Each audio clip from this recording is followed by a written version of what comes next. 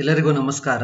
ಪ್ರಸ್ತುತಪಡಿಸುವವರು ಸುರೇಶ್ ಎಚ್.ಬಿ, ವಿಜ್ಞಾನ ಶಿಕ್ಷಕರು, ಬೆಂಗಳೂರು ಗ್ರಾಮಾಂತರ ಜಿಲ್ಲೆ. ಈಗ ದೈನಂದಿನ ಜೀವನದಲ್ಲಿ ಪಿಎಚ್ ನ ಮಹತ್ವದ ಬಗ್ಗೆ ತಿಳಿದುಕೊಳ್ಳೋಣ. ಸಸ್ಯ ಮತ್ತು ಪ್ರಾಣಿಗಳು ಪಿಎಚ್ ಸೂಕ್ಷ್ಮ ಗ್ರಾಹಿಗಳೇ. ಹೌದು, ನಮ್ಮ ದೇಹವು ಯಾವ ಪಿಎಚ್ ವ್ಯಾಪ್ತಿಯಲ್ಲಿ ಕಾರ್ಯನಿರ್ವಹಿಸುತ್ತದೆ? ನಮ್ಮ ದೇಹವು 7ರಿಂದ 7.8 ಪಿಎಚ್ ವ್ಯಾಪ್ತಿಯಲ್ಲಿ ಕಾರ್ಯನಿರ್ವಹಿಸುತ್ತದೆ. ಜೀವಿಗಳು ಕಿರು ವ್ಯಾಪ್ತಿಯ ಪಿಎಚ್ ಬದಲಾವಣೆಯಾದಲ್ಲಿ ಮಾತ್ರ ಬದುಕುಳಿಯಬಲ್ಲವು. ಆಮ್ಲ ಮಳೆ ಎಂದರೇನು? ಮಳೆ ನೀರಿನ ಪಿಎಚ್ ಮೌಲ್ಯ 5.6ಕ್ಕಿಂತ ಕಡಿಮೆ ಆದಾಗ ಅದನ್ನು ಆಮ್ಲ ಮಳೆ ಎನ್ನುತ್ತೇವೆ. ಆಮ್ಲ ಮಳೆಯ ದುಷ್ಪರಿಣಾಮಗಳು ಯಾವುವು? ಆಮ್ಲ ಮಳೆಯು ನದಿಗೆ ಹರಿದಾಗ ಇದು ನದಿಯ ನೀರಿನ ಪಿಎಚ್ ಅನ್ನು ಕಡಿಮೆ ಮಾಡುತ್ತದೆ. ಇಂತಹ ನದಿಗಳಲ್ಲಿ ಜಲಚರ ಜೀವಿಗಳ ಉಳಿವು ದುಸ್ತರವಾಗುತ್ತದೆ. ಇತರ ಗ್ರಹಗಳಲ್ಲಿ ಆಮ್ಲಗಳು. ಶುಕ್ರ ಗ್ರಹದ ವಾತಾವರಣವು ಸಲ್ಫ್ಯೂರಿಕ್ ಆಮ್ಲದ ದಟ್ಟವಾದ ಬಿಳಿ ಮತ್ತು ಹಳದಿ ಮೋಡಗಳಿಂದಾಗಿದೆ. ಈ ಗ್ರಹದಲ್ಲಿ ಜೀವಿ ಅಸ್ತಿತ್ವದಲ್ಲಿರಬಹುದೆಂದು ನೀವು ಭಾವಿಸುತ್ತೀರಾ? ಇಲ್ಲ, ಏಕೆಂದರೆ ಶುಕ್ರ ಗ್ರಹದ ತಾಪ ಹೆಚ್ಚಾಗಿರುತ್ತದೆ. ನಿಮ್ಮ ಹಿತ್ತಲ ಮಣ್ಣಿನ ಪಿಎಚ್ ಮೌಲ್ಯ ಎಷ್ಟು? ಸಸ್ಯಗಳ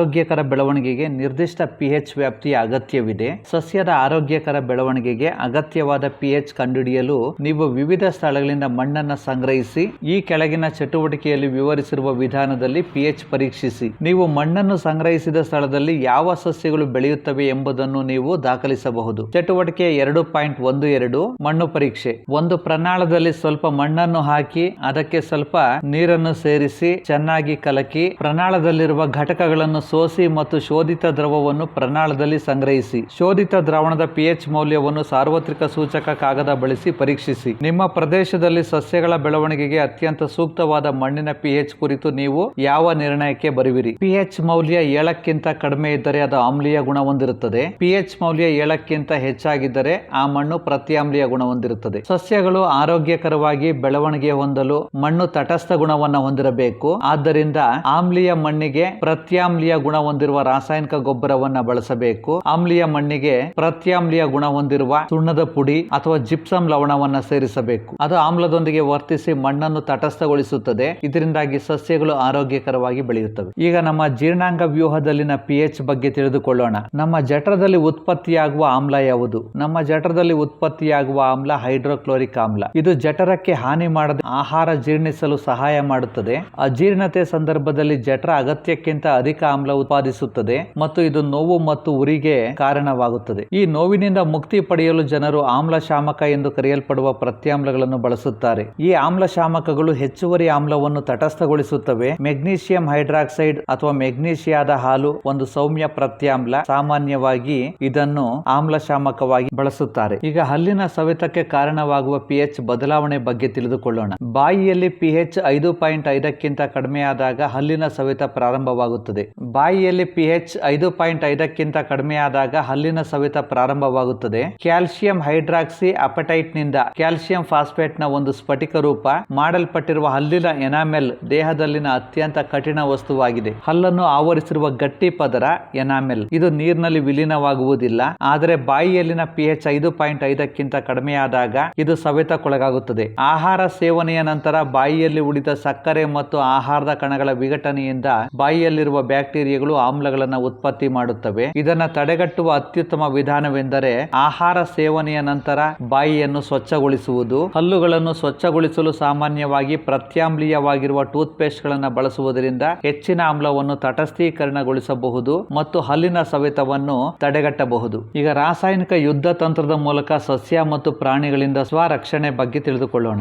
ಜೇನುನೊಣ ಕಡಿದಾಗ ಅದು ಆಮ್ಲ ಬಿಡುಗಡೆ ಮಾಡುತ್ತದೆ. ಇದು ನೋವು ಮತ್ತು ಉರಿಗೆ ಕಾರಣವಾಗುತ್ತದೆ. ಕಡಿದ ಭಾಗಕ್ಕೆ ಅಡುಗೆ ಸೋಡಾದಂತಹ ಸೌಮ್ಯ ಪ್ರತ್ಯಾಮ್ಲ ಲೇಪಿಸುವುದು ನೋವು ಮತ್ತು ಉರಿಯಿಂದ ಉಪಶಮನ ನೀಡುತ್ತದೆ. ತುರಿಕೆ ಗಿಡದ ಎಲೆಗಳ ಚುಚ್ಚುವ ಕೂದಲುಗಳು ಮೆಥನೋಯಿಕ್ ಆಮ್ಲವನ್ನು ಚುಚ್ಚಿ ಉರಿಯುವ ನೋವಿಗೆ ಕಾರಣವಾಗುತ್ತದೆ. ಜೇನುನೊಣ ಕಡಜ ಅಥವಾ ಕೆಂಪು ಇರುವೆ ಕಚ್ಚಿದಾಗ ನಮ್ಮ ಚರ್ಮಕ್ಕೆ ಮೆಥನೋಯಿಕ್ ಆಮ್ಲ ಅಥವಾ ಫಾರ್ಮಿಕ್ ಆಮ್ಲ ಬಿಡುಗಡೆಯಾಗುತ್ತದೆ. ಇದರಿಂದಾಗಿ ಚರ್ಮದಲ್ಲಿ ನೋವು ಮತ್ತೆ ಉರಿಯೂತ ಉಂಟಾಗುತ್ತದೆ. ಇದಕ್ಕೆ ಪರಿಹಾರ ಅವು ಕಚ್ಚಿರುವ ಜಾಗದಲ್ಲಿ ಅಡುಗೆ ಸೋಡಾ, ವಾಷಿಂಗ್ ಸೋಡಾ, ಬೇಕಿಂಗ್ ಪುಡಿ ಅಥವಾ ಅರಿಶಿನವನ್ನು ಹಚ್ಚಬೇಕು. ಇವು ಪ್ರತ್ಯಾಮ್ಲ ಪ್ರತ್ಯಾಮ್ಲಗಳಾಗಿರೋದ್ರಿಂದ ಆಮ್ಲದೊಂದಿಗೆ ವರ್ತಿಸಿ ತಟಸ್ಥಗೊಳಿಸುತ್ತವೆ. ಇದರಿಂದ ನೋವು ಮತ್ತೆ ಉರಿಯೂತ ಉಪಶಮನವಾಗುತ್ತದೆ. ಈಗ ನೈಸರ್ಗಿಕವಾಗಿ ದೊರಕುವ ಕೆಲವು ಆಮ್ಲಗಳ ಬಗ್ಗೆ ತಿಳಿದುಕೊಳ್ಳೋಣ. ವಿನೆಗಾರ್ ನಲ್ಲಿರುವ ಆಮ್ಲ ಅಸಿಟಿಕ್ ಆಮ್ಲ, ಕಿತ್ತಳೆಯಲ್ಲಿರುವ ಆಮ್ಲ ಸಿಟ್ರಿಕ್ ಆಮ್ಲ, ಹುಣಸೆ ಹಣ್ಣಿನಲ್ಲಿರುವ ಆಮ್ಲ ಟಾರ್ಟಾರಿಕ್ ಆಮ್ಲ, ಟೊಮ್ಯಾಟೋದಲ್ಲಿರುವ ಆಮ್ಲ ಆಕ್ಸಾಲಿಕ್ ಆಮ್ಲ, ಮೊಸರಿನಲ್ಲಿರುವ ಆಮ್ಲ ಲ್ಯಾಕ್ಟಿಕ್ ಆಮ್ಲ, ಲಿಂಬೆಯಲ್ಲಿರುವ ಆಮ್ಲ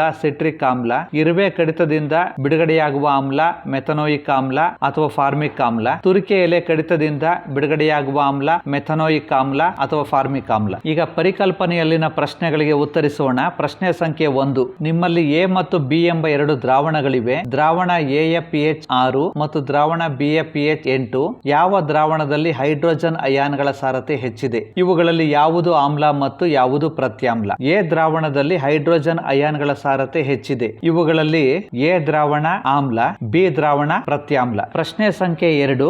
H+ ಅಯಾನ್ಗಳ ಸಾರತೆಯು ದ್ರಾವಣದ ಸ್ವಭಾವದ ಮೇಲೆ ಯಾವ ಪರಿಣಾಮ ಹೊಂದಿದೆ? H+ ಅಯಾನ್ಗಳ ಸಾರತೆ ಹೆಚ್ಚಾಗಿದ್ದರೆ ಆ ದ್ರಾವಣ ಸಾರೀಕೃತ ದ್ರಾವಣವಾಗಿರುತ್ತದೆ. H+ ಅಯಾನ್ಗಳ ಸಾರತೆ ಕಡಿಮೆ ಇದ್ದರೆ ಆ ದ್ರಾವಣ ಸಾರರಿಕ್ತ ದ್ರಾವಣವಾಗಿರುತ್ತದೆ. H+ ಅಯಾನ್ಗಳ ಸಾರತೆ ಹೆಚ್ಚಾಗಿದ್ದರೆ ಆ ದ್ರಾವಣ ಸಾರೀಕೃತ ಅಥವಾ ಪ್ರಬಲ ಆಮ್ಲವಾಗಿರುತ್ತದೆ. H+ ಅಯಾನ್ಗಳ ಸಾರತೆ ಕಡಿಮೆ ಇದ್ದರೆ ಆ ದ್ರಾವಣ ಸಾರರಿಕ್ತ ಅಥವಾ ದುರ್ಬಲ ದ್ರಾವಣವಾಗಿರುತ್ತದೆ. ಪ್ರಶ್ನೆ ಸಂಖ್ಯೆ 3. ಪ್ರತ್ಯಾಮ್ಲೀಯ ದ್ರಾವಣಗಳು H+ ಅಯಾನ್ಗಳನ್ನು ಹೊಂದಿವೆಯೇ? ಹೌದಾದರೆ ಅವು ಏಕೆ ಪ್ರತ್ಯಾಮ್ಲೀಯವಾಗಿವೆ? ಪ್ರತ್ಯಾಮ್ಲೀಯ ದ್ರಾವಣಗಳು H+ ಅಯಾನ್ಗಳನ್ನು ಹೊಂದಿರುತ್ತವೆ. ಆದರೆ ಪ್ರತ್ಯಾಮ್ಲೀಯ ದ್ರಾವಣಗಳಲ್ಲಿ OH- ಅಯಾನ್ಗಳ ಸಂಖ್ಯೆ ಹೆಚ್ಚಾಗಿರುತ್ತವೆ, H+ ಅಯಾನ್ಗಳ ಸಂಖ್ಯೆ ಕಡಿಮೆ ಇರುತ್ತವೆ. OH- ಅಯಾನ್ಗಳ ಸಾರತೆ ಹೆಚ್ಚಾಗಿರುತ್ತದೆ, H+ ಅಯಾನ್ಗಳ ಸಾರತೆ ಕಡಿಮೆ ಇರುತ್ತದೆ. ಪ್ರಶ್ನೆ ಸಂಖ್ಯೆ 4. ಯಾವ ಸಂದರ್ಭಗಳಲ್ಲಿ ಒಬ್ಬ ರೈತ ತನ್ನ ಕೃಷಿ ಭೂಮಿಯ ಮಣ್ಣಿಗೆ ಸುಟ್ಟ ಸುಣ್ಣ, ಕ್ಯಾಲ್ಸಿಯಂ ಆಕ್ಸೈಡ್ ಅಥವಾ ಅರಳಿದ ಸುಣ್ಣ, ಕ್ಯಾಲ್ಸಿಯಂ ಹೈಡ್ರಾಕ್ಸೈಡ್ ಅಥವಾ ಸೀಮೆ ಸುಣ್ಣ, ಕ್ಯಾಲ್ಸಿಯಂ ಕಾರ್ಬೊನೇಟ್ ಬೆರೆಸುತ್ತಾನೆ? ಮಣ್ಣು ಆಮ್ಲೀಯ ಗುಣ ಹೊಂದಿರುವ ಸಂದರ್ಭಗಳಲ್ಲಿ ಒಬ್ಬ ರೈತ ತನ್ನ ಕೃಷಿ ಭೂಮಿಯ ಮಣ್ಣಿಗೆ ಸುಟ್ಟ ಸುಣ್ಣ ಅಥವಾ ಅರಳಿದ ಸುಣ್ಣ ಅಥವಾ ಸೀಮೆ ಸುಣ್ಣ ಬೆರೆಸುತ್ತಾನೆ. ಏಕೆಂದರೆ ಇವು ಪ್ರತ್ಯಾಮ್ಲೀಯ ಗುಣ ಹೊಂದಿರುವುದರಿಂದ ಆಮ್ಲಗಳೊಂದಿಗೆ ವರ್ತಿಸಿ ತಟಸ್ಥಗೊಳಿಸುತ್ತವೆ. ತಟಸ್ಥ ಗುಣ ಹೊಂದಿರುವ ಮಣ್ಣು ಸಸ್ಯಗಳ ಆರೋಗ್ಯಕರ ಬೆಳವಣಿಗೆಗೆ ಸಹಾಯಕವಾಗಿರುತ್ತದೆ. ಈಗ ಲವಣಗಳ ಕುರಿತು ತಿಳಿದುಕೊಳ್ಳೋಣ. ಚಟುವಟಿಕೆ 2.13 ಕೆಳಗೆ ಕೊಟ್ಟಿರುವ ಲವಣಗಳ ಅಣುಸೂತ್ರ ಬರೆಯಿರಿ. Potassium sulphate K2SO4, sodium sulphate Na2SO4, calcium sulphate CaSO4 twice, magnesium sulphate MgSO4 twice, ತಾಮ್ರದ sulphate CuSO4, sodium chloride NaCl, sodium nitrate Na2NO3, sodium carbonate Na2CO3, ammonium chloride NH4Cl. ಯಾವ ಆಮ್ಲಗಳು ಮತ್ತು ಪ್ರತ್ಯಾಮ್ಲಗಳಿಂದ ಮೇಲಿನ ಲವಣಗಳನ್ನು ಪಡೆಯಬಹುದು ಎಂಬುದನ್ನ ಗುರುತಿಸಿ. ಒಂದೇ ಧನ ಅಥವಾ ಋಣ ರಾಡಿಕಲ್ ಗಳನ್ನ ಹೊಂದಿರುವ ಲವಣಗಳು ಒಂದೇ ಕುಟುಂಬಕ್ಕೆ ಸೇರಿದವು ಎನ್ನುತ್ತೇವೆ. ಉದಾಹರಣೆಗೆ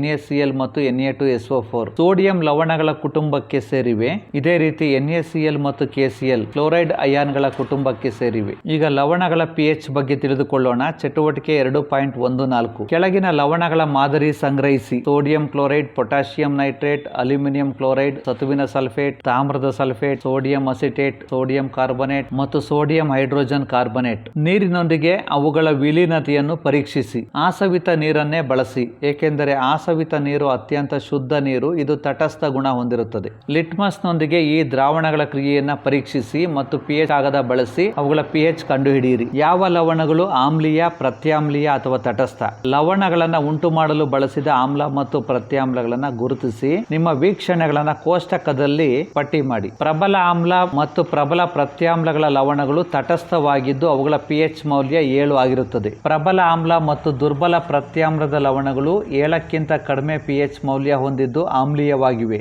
ಮತ್ತು ಪ್ರಬಲ ಆಮ್ಲ ಮತ್ತು ದುರ್ಬಲ ಆಮ್ಲದ ಲವಣಗಳ pH ಮೌಲ್ಯ 7ಕ್ಕಿಂತ ಹೆಚ್ಚಿದ್ದು ಪ್ರತ್ಯಾಮ್ಲೀಯ ಸ್ವಭಾವ ಹೊಂದಿವೆ. ಈಗ ಸಾಮಾನ್ಯ ಉಪ್ಪಿನಿಂದ ತಯಾರಿಸಿದ ರಾಸಾಯನಿಕಗಳ ಬಗ್ಗೆ ತಿಳಿದುಕೊಳ್ಳೋಣ. ಹೈಡ್ರೋಕ್ಲೋರಿಕ್ ಆಮ್ಲ ಸೋಡಿಯಂ ಹೈಡ್ರಾಕ್ಸೈಡ್ ದ್ರಾವಣದೊಂದಿಗೆ ವರ್ತಿಸಿದಾಗ ಸೋಡಿಯಂ ಕ್ಲೋರೈಡ್ ಲವಣ ಉಂಟಾಗುತ್ತದೆ. ಇದು ತಟಸ್ಥ ಲವಣ. ಇದು ಆಮ್ಲೀಯ ಗುಣವನ್ನು ಹೊಂದಿರುವುದಿಲ್ಲ, ಪ್ರತ್ಯಾಮ್ಲೀಯ ಗುಣವನ್ನು ಹೊಂದಿರುವುದಿಲ್ಲ. ನಾವು ಆಹಾರದ ಮೂಲಕ ನೇರವಾಗಿ ಸೇವಿಸುವ ಏಕೈಕ ಲವಣ ಸೋಡಿಯಂ ಕ್ಲೋರೈಡ್, ಅಂದರೆ ಅಡುಗೆ ಉಪ್ಪು. ಮಹಾತ್ಮ ಗಾಂಧಿಯವರ ದಂಡಿ ಯಾತ್ರೆಯ ಕುರಿತು ನೀವು ಕೇಳಿರಬಹುದು. ಸೋಡಿಯಂ ಕ್ಲೋರೈಡ್ ನಮ್ಮ ಸ್ವಾತಂತ್ರ್ಯ ಹೋರಾಟದ ಒಂದು ಪ್ರಮುಖ ಸಂಕೇತವಾಗಿತ್ತು. ಈಗ ಸಾಮಾನ್ಯ ಉಪ್ಪಿನ ಬಗ್ಗೆ ತಿಳಿದುಕೊಳ್ಳೋಣ. ಸಾಮಾನ್ಯ ಉಪ್ಪು ಅನೇಕ ರಾಸಾಯನಿಕಗಳಿಗೆ ಒಂದು ಕಚ್ಚಾ ವಸ್ತುವಾಗಿದೆ. ಹೀಗೆ ಪಡೆದ ಸಾಮಾನ್ಯ ಉಪ್ಪು ಸೋಡಿಯಂ ಹೈಡ್ರಾಕ್ಸೈಡ್, ಅಡುಗೆ ಸೋಡಾ, ವಾಷಿಂಗ್ ಸೋಡಾ, ಚಲವೆ ಪುಡಿಯಂತಹ ಅನೇಕ ದಿನಬಳಕೆ ವಸ್ತುಗಳಿಗೆ ಒಂದು ಪ್ರಮುಖ ಕಚ್ಚಾ ವಸ್ತುವಾಗಿದೆ. ಈಗ ಸೋಡಿಯಂ ಹೈಡ್ರಾಕ್ಸೈಡ್ ಬಗ್ಗೆ ತಿಳಿದುಕೊಳ್ಳೋಣ. ಸೋಡಿಯಂ ಹೈಡ್ರಾಕ್ಸೈಡ್ ನ ಜಲೀಯ ದ್ರಾವಣವನ್ನು ಬ್ರೈನ್ ಬ್ರೈನ್ ದ್ರಾವಣ ಎನ್ನುತ್ತೇವೆ. ಇದರ ಮೂಲಕ ವಿದ್ಯುತ್ ಪ್ರವಾಹವನ್ನು ಹಾಯಿಸಿದಾಗ ಅದು ವಿಭಜನೆ ಹೊಂದಿ ಸೋಡಿಯಂ ಹೈಡ್ರಾಕ್ಸೈಡ್ ಉಂಟಾಗುತ್ತದೆ. ಕ್ಲೋರಿನ್ ಉತ್ಪನ್ನದಿಂದ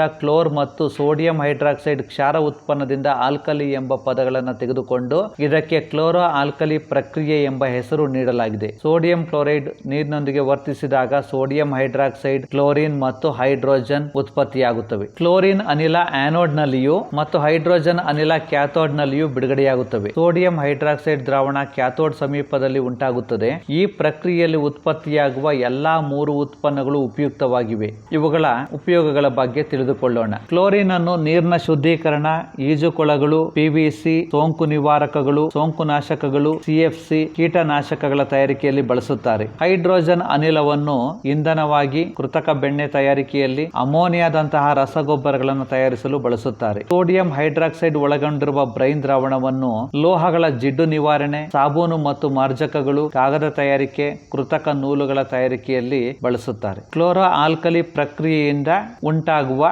3 ಪ್ರಮುಖ ಉತ್ಪನ್ನಗಳ ಬಗ್ಗೆ ತಿಳಿದುಕೊಂಡೆವು. ಈಗ ಚಲುವೆ ಪುಡಿ ಬಗ್ಗೆ ತಿಳಿದುಕೊಳ್ಳೋಣ. ಜಲೀಯ ಸೋಡಿಯಂ ಕ್ಲೋರೈಡ್ ಬ್ರೈನ್ ದ್ರಾವಣದ ವಿದ್ಯುತ್ ವಿಭಜನೆಯಲ್ಲಿ ಕ್ಲೋರಿನ್ ಉತ್ಪತ್ತಿಯಾಗುವುದು ನಮಗೆ ಈಗಾಗಲೇ ತಿಳಿದೈತೆ. ಈ ಕ್ಲೋರಿನ್ ಅನಿಲವನ್ನ ಚಲುವೆ ಪುಡಿ ತಯಾರಿಕೆಯಲ್ಲಿ ಬಳಸಲಾಗುತ್ತದೆ. ಶುಷ್ಕ ಅರಳಿದ ಸುಣ್ಣ ಕ್ಯಾಲ್ಸಿಯಂ ಹೈಡ್ರಾಕ್ಸೈಡ್ ನೊಂದಿಗೆ ಕ್ಲೋರಿನ್ ನ ವರ್ತನೆಯಿಂದ ಚಲುವೆ ಪುಡಿ ತಯಾರಾಗುತ್ತದೆ. ಅದರ ನೈಜ ಸಂಯೋಜನೆ ಸಂಕೀರ್ಣವಾಗಿದ್ದರೂ ಚಲುವೆ ಪುಡಿಯನ್ನು ಕ್ಯಾಲ್ಸಿಯಂ ಆಕ್ಸಿಕ್ಲೋರೈಡ್ CaOCl2 ಸೂತ್ರದಿಂದ ಪ್ರತಿನಿಧಿಸಲಾಗುತ್ತದೆ. ಕ್ಯಾಲ್ಸಿಯಂ ಹೈಡ್ರಾಕ್ಸೈಡ್ ಅಥವಾ ಶುಷ್ಕ ಅರಳಿದ ಸುಣ್ಣ ಕ್ಲೋರಿನ್ ನೊಂದಿಗೆ ವರ್ತಿಸಿದಾಗ ಕ್ಯಾಲ್ಸಿಯಂ ಆಕ್ಸಿಕ್ಲೋರೈಡ್ ಚಲುವೆ ಪುಡಿ ತಯಾರಾಗುತ್ತದೆ. CaOH twice plus Cl2 give rise to CaOCl2 plus H2O. ಈಗ ಚಲುವೆ ಪುಡಿಯ ಉಪಯೋಗಗಳ ಬಗ್ಗೆ ತಿಳಿದುಕೊಳ್ಳೋಣ. ಬಟ್ಟೆ ಕಾರ್ಖಾನೆಗಳಲ್ಲಿ ಹತ್ತಿ ಮತ್ತು ನಾರಿಗೆ ಬಿಳುಪು ನೀಡಲು, ಕಾಗದ ಕಾರ್ಖಾನೆಯಲ್ಲಿ ಮರದ ತಿರುಳಿಗೆ ಬಿಳುಪು ನೀಡಲು ಮತ್ತು ಲಾಂಡ್ರಿಯಲ್ಲಿ ತೊಳೆದ ಬಟ್ಟೆಗೆ ಬಿಳುಪು ನೀಡಲು ಬಳಸುತ್ತಾರೆ. ಅನೇಕ ರಾಸಾಯನಿಕ ಕಾರ್ಖಾನೆಗಳಲ್ಲಿ ಉತ್ಕರ್ಷಣಕಾರಿಯಾಗಿ ಬಳಸುತ್ತಾರೆ. ಕುಡಿಯುವ ನೀರನ್ನು ಕ್ರಿಮಿ ಮುಕ್ತಗೊಳಿಸಲು ಸೋಂಕು ನಾಶಕವಾಗಿ ಬಳಸುತ್ತಾರೆ.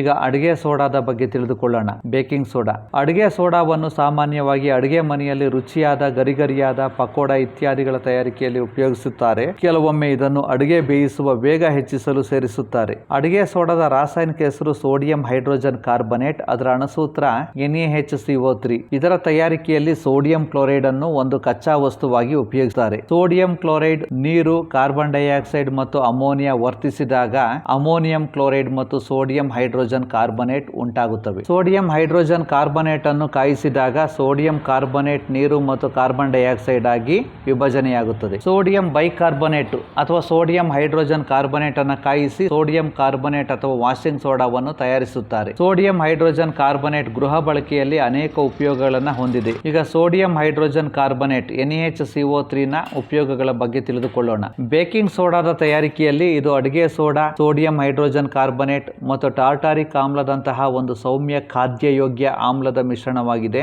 ಬೇಕಿಂಗ್ ಪುಡಿಯನ್ನು ಕಾಸಿದಾಗ ಅಥವಾ ನೀರಿನೊಂದಿಗೆ ಮಿಶ್ರಣಗೊಳಿಸಿದಾಗ ಈ ಕೆಳಗಿನ ಕ್ರಿಯೆ ನಡೆಯುತ್ತದೆ. NaHCO3 plus H plus give rise to CO2 plus H2O plus ಆಮ್ಲದ ಸೋಡಿಯಂ ಲವಣ. ಈ ಕ್ರಿಯೆಯಲ್ಲಿ ಉತ್ಪತ್ತಿಯಾದ ಕಾರ್ಬನ್ ಡೈಆಕ್ಸೈಡ್ ಬ್ರೆಡ್ ಅಥವಾ ಕೇಕ್ ಅನ್ನು ಉಬ್ಬಿಸಿ ಮೃದು ಮತ್ತು ರಂಧ್ರಯುಕ್ತಗೊಳಿಸುತ್ತದೆ. ಸೋಡಿಯಂ ಹೈಡ್ರೋಜನ್ ಕಾರ್ಬನೇಟ್ ಅಗ್ನಿಶಾಮಕದಲ್ಲೂ ಸೋಡಿಯಂ ಹೈಡ್ರೋಜನ್ ಕಾರ್ಬನೇಟ್ ಆಮ್ಲಶಾಮಕಗಳಲ್ಲೂ ಒಂದು ಪ್ರಮುಖ ಘಟಕವಾಗಿದೆ. ಇದು ಕ್ಷಾರೀಯವಾಗಿದ್ದು ಜಠರದಲ್ಲಿನ ಹೆಚ್ಚುವರಿ ಆಮ್ಲವನ್ನು ತಟಸ್ಥಗೊಳಿಸುತ್ತದೆ ಮತ್ತು ಉಪಶಮನ ನೀಡುತ್ತದೆ. ಇದನ್ನು ಬೆಂಕಿ ಆರಿಸುವ ಸೋಡಾ ಆಸಿಡ್ ಉಪಕರಣಗಳಲ್ಲಿ ಬಳಸುತ್ತಾರೆ. ಈಗ ವಾಷಿಂಗ್ ಸೋಡಾದ ಬಗ್ಗೆ ತಿಳಿದುಕೊಳ್ಳೋಣ. ವಾಷಿಂಗ್ ಸೋಡಾದ ರಾಸಾಯನಿಕ ಹೆಸರು ಸೋಡಿಯಂ ಕಾರ್ಬನೇಟ್. ಇದರ ಅಣುಸೂತ್ರ Na2CO3 10H2O. ಬೇಕಿಂಗ್ ಸೋಡಾವನ್ನ ಕಾಸುವ ಮೂಲಕ ಸೋಡಿಯಂ ಕಾರ್ಬನೇಟ್ ಅನ್ನ ಪಡೆಯಬಹುದು. ಸೋಡಿಯಂ ಕಾರ್ಬನೇಟ್ ನ ಪುನರ್ ಸ್ಫಟಿಕೀಕರಣದಿಂದ ವಾಷಿಂಗ್ ಸೋಡಾ ಉಂಟಾಗುತ್ತದೆ. ಇದೊಂದು ಪ್ರತ್ಯಾಮ್ಲೀಯ ಲವಣ. ಸೋಡಿಯಂ ಕಾರ್ಬನೇಟ್ 10 ಅಣು ನೀರಿನೊಂದಿಗೆ ವರ್ತಿಸಿ ಸೋಡಿಯಂ ಕಾರ್ಬನೇಟ್ ನ ಜಲೀಯ ದ್ರಾವಣ ಉಂಟಾಗುತ್ತದೆ. Na2CO3 plus 10H2O give rise to Na2CO3 10H2O. Washing ಸೋಡಾದಲ್ಲಿ 10 ನೀರಿನ ಅಣುಗಳು ಇರೋದ್ರಿಂದ ಅದು ಒದ್ದೆಯಾಗಿರುತ್ತದೆ. ಯಾವಾಗಲೂ ಕೂಡ ವಾಷಿಂಗ್ ಸೋಡಾ ಪುಡಿ ರೂಪದಲ್ಲಿರುತ್ತದೆ. ಈಗ ವಾಷಿಂಗ್ ಸೋಡಾದ ಉಪಯೋಗಗಳ ಬಗ್ಗೆ ತಿಳಿದುಕೊಳ್ಳೋಣ. ಸೋಡಿಯಂ ಕಾರ್ಬನೇಟ್ ಅಥವಾ ವಾಷಿಂಗ್ ಸೋಡಾವನ್ನು ಗಾಜು, ಸಾಬೂನು ಮತ್ತು ಕಾಗದ ಕಾರ್ಖಾನೆಗಳಲ್ಲಿ ಉಪಯೋಗಿಸುತ್ತಾರೆ. ಇದನ್ನು ಬೋರಾಕ್ಸ್ ನಂತಹ ಸೋಡಿಯಂ ಸಂಯುಕ್ತಗಳ ಉತ್ಪಾದನೆಯಲ್ಲಿ ಉಪಯೋಗಿಸುತ್ತಾರೆ. ಸೋಡಿಯಂ ಕಾರ್ಬನೇಟ್ ಅನ್ನು ಗೃಹ ಬಳಕೆಯ ಸ್ವಚ್ಛಕಾರಿಯಾಗಿ ಉಪಯೋಗಿಸುತ್ತಾರೆ. ನೀರಿನ ಶಾಶ್ವತ ಗಡಸುತನ ನಿವಾರಣೆಗೆ ಉಪಯೋಗಿಸುತ್ತಾರೆ. ಲವಣಗಳ ಹರಳುಗಳು ನಿಜವಾಗಿಯೂ ಶುಷ್ಕವಾಗಿವೆಯೇ? ಒಂದು ಪ್ರನಾಳದಲ್ಲಿ ತಾಮ್ರದ ಸಲ್ಫೇಟ್ ನ ಹರಳುಗಳನ್ನು ತೆಗೆದುಕೊಂಡು ಬನ್ಸನ್ ಬರ್ನರ್ ನ ಜ್ವಾಲೆಯಲ್ಲಿ ಕಾಯಿಸಿದಾಗ ಅದು ಬಣ್ಣರಹಿತವಾಗಿರುತ್ತದೆ. ಏಕೆಂದರೆ ತಾಮ್ರದ ಸಲ್ಫೇಟ್ ಹರಳುಗಳನ್ನು ಕಾಯಿಸಿದಾಗ ಅದು ತನ್ನಲ್ಲಿರುವ ನೀರಿನ ಅಣುಗಳನ್ನ ಕಳೆದುಕೊಳ್ಳುತ್ತದೆ, ಆದ್ದರಿಂದ ಬಣ್ಣರಹಿತವಾಗುತ್ತದೆ. ಮತ್ತೆ ಅದನ್ನು ತಣ್ಣಗಾಗಿಸಲು ಬಿಟ್ಟಾಗ ವಾತಾವರಣದಲ್ಲಿರುವ ತೇವಾಂಶವನ್ನು ಹೀರಿಕೊಂಡು ನೀಲಿ ಬಣ್ಣವನ್ನು ಪಡೆದುಕೊಳ್ಳುತ್ತದೆ. ಸ್ಫಟಿಕೀಕರಣ ನೀರು ಲವಣದ ಒಂದು ಘಟಕ ಸೂತ್ರ ಅಣುವಿನಲ್ಲಿರುವ ನೀರಿನ ಅಣುಗಳ ಸಂಖ್ಯೆಯಾಗಿದೆ. ಒಂದು ಘಟಕ ಸೂತ್ರ ತಾಮ್ರದ ಸಲ್ಫೇಟ್ ನಲ್ಲಿ 5 ನೀರಿನ ಅಣುಗಳಿವೆ. ಸಜಲ ತಾಮ್ರದ ಸಲ್ಫೇಟ್ ನ ರಾಸಾಯನಿಕ ಸೂತ್ರ CuSO4 5H2O. ಸಜಲ ವಾಷಿಂಗ್ ಸೋಡಾದ ರಾಸಾಯನಿಕ ಸೂತ್ರ Na2CO3 10H2O. ಸ್ಫಟಿಕೀಕರಣ ನೀರನ್ನ ಹೊಂದಿರುವ ಇನ್ನೊಂದು ಲವಣವೆಂದರೆ ಜಿಪ್ಸಮ್. ಇದರ ಅಣುಸೂತ್ರ CaSO4 2H2O. ಇದರ ರಾಸಾಯನಿಕ ಹೆಸರು ಜಲೀಯ ಕ್ಯಾಲ್ಸಿಯಂ ಸಲ್ಫೇಟ್. ಈಗ ಪ್ಲಾಸ್ಟರ್ ಆಫ್ ಪ್ಯಾರಿಸ್ ಬಗ್ಗೆ ತಿಳಿದುಕೊಳ್ಳೋಣ. POP ಬಗ್ಗೆ ತಿಳಿದುಕೊಳ್ಳೋಣ. ಜಿಪ್ಸಮ್ ಅನ್ನು 373 ಕೆಲ್ವಿನ್ಗೆ ಕಾಸಿದಾಗ ಇದು ನೀರಿನ ಅಣುವನ್ನು ಕಳೆದುಕೊಳ್ಳುತ್ತದೆ ಮತ್ತು calcium sulphate hemihydrate CaSO4 12H2O ಆಗುತ್ತದೆ. ಇದನ್ನೇ ಪ್ಲಾಸ್ಟರ್ ಆಫ್ ಪ್ಯಾರಿಸ್ ಎನ್ನುತ್ತೇವೆ. ಜಿಪ್ಸಮ್ ಅನ್ನು ಅಧಿಕ ಉಷ್ಣತೆಗೆ ಕಾಯಿಸಿ POP ಯನ್ನು ಪಡೆಯಲಾಗುತ್ತದೆ. ಮುರಿದ ಮೂಳೆಗಳಿಗೆ ಸರಿಯಾದ ಸ್ಥಳದಲ್ಲಿ ಆಧಾರವಾಗಿ ಲೇಪನ ಮಾಡಲು ವೈದ್ಯರು ಬಳಸುವ ವಸ್ತು ಪ್ಲಾಸ್ಟರ್ ಆಫ್ ಪ್ಯಾರಿಸ್. ಇದು ಬಿಳಿ ಪುಡಿಯಾಗಿದ್ದು ನೀರಿನೊಂದಿಗೆ ಮಿಶ್ರಣಗೊಳಿಸಿದಾಗ ಪುನಃ ಗಟ್ಟಿಯಾದ ಘನರೂಪದ ಜಿಪ್ಸಮ್ ಆಗಿ ಬದಲಾಗುತ್ತದೆ. ಪ್ಲಾಸ್ಟರ್ ಆಫ್ ಪ್ಯಾರಿಸ್ 1.5 ಅಣು ನೀರಿನೊಂದಿಗೆ ವರ್ತಿಸಿ ಜಿಪ್ಸಮ್ ಉಂಟಾಗುತ್ತದೆ. CaSO4 1.5H2O give rise to CaSO4 2H2O.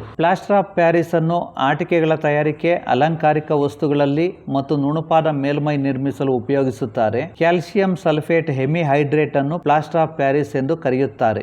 ವೀಕ್ಷಿಸಿದ್ದಕ್ಕೆ ಧನ್ಯವಾದಗಳು.